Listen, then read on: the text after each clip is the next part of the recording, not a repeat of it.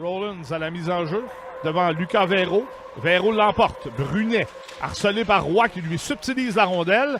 Tire le but qui est marqué par Cole Hawkins. Quel lancer parce que l'angle n'était pas très très bon. Yannick est... Lui est allé dans la partie supérieure. Oui, oui. Placer ça en haut de l'épaule droite, d'épaule gauche, pardon. For you tonight with 16:21 to play in the first period. Sherbrooke took the lead 1-0. Sherbrooke 1, l'Océanic nothing. 16:21 to play. Boucher qui est frappé par Gauthier. Il a tout de même réussi à faire dévier dans le territoire adverse. Bishop longe la ligne bleue. Petite passe soulevée pour Spacek. Et là, ben, le but facile marqué par Mianscum. Quel échange entre Bishop, Spacek et Mianscum qui complète. C'est 2-0 Sherbrooke, 11:47 à jouer en première période. Ouais, véritable tourbillon dans le territoire de l'Océanic. Michel, très bel échange entre les bonhommes, entre les trois joueurs là, qui va permettre justement au numéro 24, là, Israël Mianscum, de bien venir battre le gardien de but, Gabriel Robert. Il reçoit la passe, il est déjà lui en mouvement vers sa droite. Et Gabriel Robert, lui, est à contre-courant. Oui. Et ça devient un jeu d'enfant. On remet à Gill le long de la ligne bleue. Gill veut se faufiler et côté lui a fait perdre la rondelle. Il la reprend cependant. Gill, plaqué par Saint-Denis, perd, mais avec un coéquipier derrière. Et là, ben, ce sera possiblement un 2 contre 1, quoique Gill est rapide et il peut refermer la porte. On est seul maintenant et quel bel arrêt de Saint-Hilaire contre Mel. Saint-Denis seul avec lui. Mais sa remise est interceptée. Gaudio qui renvoie à Maxime Coursol. De l'autre côté, c'est bien pensé pour Brunet. Sa frappe a été bloquée avant de toucher le gardien adverse. Et là, ben, on est seul dans l'enclave et bel arrêt. Et au retour, un autre arrêt. Superbe de Saint-Hilaire là, qui vole 2 buts coup sur coup. D'abord à Maxime Coursol et ensuite... le bras un peu. L'attaque du Phoenix. Gill touche le poteau. Un autre poteau et ça va donner un surnombre à l'Océanic sur le rebond. 3 contre 1. On s'approche. Le tir à but! Sean Pearson! Oh, qu'il est important celui-là. Et comme on le dit souvent, Yannick, tu perds une chance unique à un bout. Parce que le lancer a atteint le poteau de plein fouet. Et sur le rebond, 3 contre 1. Et Pearson prend la... Allez vous acheter une pièce et 2-1. Sean Pearson, là, qui est d'un excellent lancer. On a entendu également le poteau du côté de Sean Pearson. La rondelle qui a touché le poteau intérieur pour glisser au fond du filet et ainsi inscrire l'Océanic à la marque. Tout juste auparavant, le 11e rang, circuit Courtois. Mais si mon souvenir est bon, et là je dis ça vraiment de mémoire, là, c'est peut-être pas vrai, mais lors des 2 matchs précédents entre les 2 clubs, l'Océanic s'était bien débrouillé en désavantage numérique, mais là, ça n'a pas été là. Tout un tic-tac-toe, Michel, entre les 3 joueurs. Ouais. Alors 28 Rollins, secondes et le Phoenix reprend ses 2 buts d'avant. Rollins, Gill et Phoenix a touché à la rondelle, Ethan Gauthier complète et vient battre le gardien de but de l'Océanic, Gabriel Robert. 3-1 la marque avec 51 secondes. Alors un très gros but là, après que l'Océanic eut réduit l'écart dans la dernière minute de jeu pour reprendre 2 buts d'avance. La saison sur des passes de Justin Gill et de Milo Rollins. Le temps du but, 19 minutes et 9 secondes. C'est un but marqué en avantage numérique. C'est Blais, belle manœuvre. Blais qui va tirer vers le but. Et le but qui est marqué par William Dumoulin. Eh bien, si à 51 secondes, ça en est un gros pour le Phoenix, que dire de celui-là avec 26 secondes et 5 dixièmes à faire?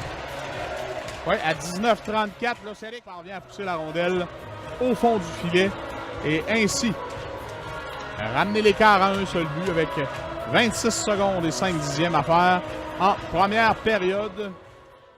Il est intervenu partiellement, ce qui permet à l'Océanic de presser l'adversaire. Gill, cependant, remet par l'arrière de son but à Mianscum. Mianscum, mauvaise passe, Blais intercepte. Blais touche le poteau! Et par la suite, Dumoulin, qui n'avait plus d'angle, a tenté d'enfiler l'aiguille, mais n'y est pas parvenu. Quel bévue! Début de période pour l'Océanic qui a beaucoup de pression là, pour créer l'égalité tôt dans la deuxième période. Oh là, on vient d'en créer un contre un, oui. On s'approche, le tir et Amerla qui, de façon très inorthodoxe, a bloqué. La rondelle, les Blais n'a plus d'angle après avoir récupéré. Il est sorti de territoire du Phoenix. Oh, quelle erreur! Et Hammerlock fait un arrêt sensationnel. Quel cadeau! Je parlais de revirement gras. Là, c'est... Conserve en territoire adverse. On ramène à côté du patin pour qu'il tente de revenir dans l'enclave. C'est réussi. La rondelle est libérée! Maxime Coursol! Et l'Océanique complète son ralliement. C'est 3-3. Une rondelle perdue dans les patins devant le filet. Beaucoup de joueurs, 4 joueurs du Phoenix, 4 joueurs de l'Océanique. Et puis la rondelle au travers l'amoncellement de joueurs devant lui. Et ça permet à l'Océanique de créer l'égalité dans le match. Lui qui tirait de l'arrière 2-0 et 3-1. Se retrouve maintenant à 3-3, à 13-34 en deuxième période. Pour Coursol, un 5e cette saison. Là, ben, c'est l'attaque de Hawkins à Roy et autre arrêt de Hammerlock. La Spacek arrêté. Ne parvient pas à lancer profondément en territoire adverse. Rollins se sert bien de son physique, là, mais on apportait des changements, alors n'a pu rien faire contre 3 opposants et rentre au banc là, fatigué. Le grand numéro 96 après un bel effort. Rondelle bondissante et Dumoulin va déborder. Dumoulin couche le défenseur, remet devant le but! Xavier Filion! C'est 4-3, troisième but sans riposte de l'Océanique depuis la première période. 5-0-2 à jouer en deuxième période. Belle personne que le défenseur se compromette pour finalement remettre la rondelle devant le filet. Xavier Filion place la rondelle au fond d'une cage abandonnée par Saint-Hilaire. Et le sélection le long de la ligne bleue, Spacek tire sur réception. Ouch! Ça a été bloqué par Brunet. Ça lui a fait mal, là. Demeure cependant dans l'action. Brunet cherche à repousser Gill qui lance ses comptes. Alors, on était déjà installé comme en avantage numérique, même si c'était une pénalité à retardement. On s'est bien échangé le 10 dans le territoire adverse. Quand on est parvenu à faire bouger un petit peu la défensive, on en a marqué après avoir retiré le gardien, mais techniquement, ce serait 2-2. Mais pousse la rondelle en territoire adverse. Et là, ben, ce sera la tentative de Coursol. Son lancer touche un bâton, ça lui revient. Coursol, belle passe, le tir de Jacques Lecompte! Liam Jacques! Sur une magnifique passe de Maxime Coursol, c'est 5-4. L'Océanique qui reprend les devants. 8-0-2 en troisième période. Bon travail en territoire offensif. Le gardien monte au banc, remplacé par un 6e attaquant et une passe qui est venue bien près d'être déviée derrière Hammerlock.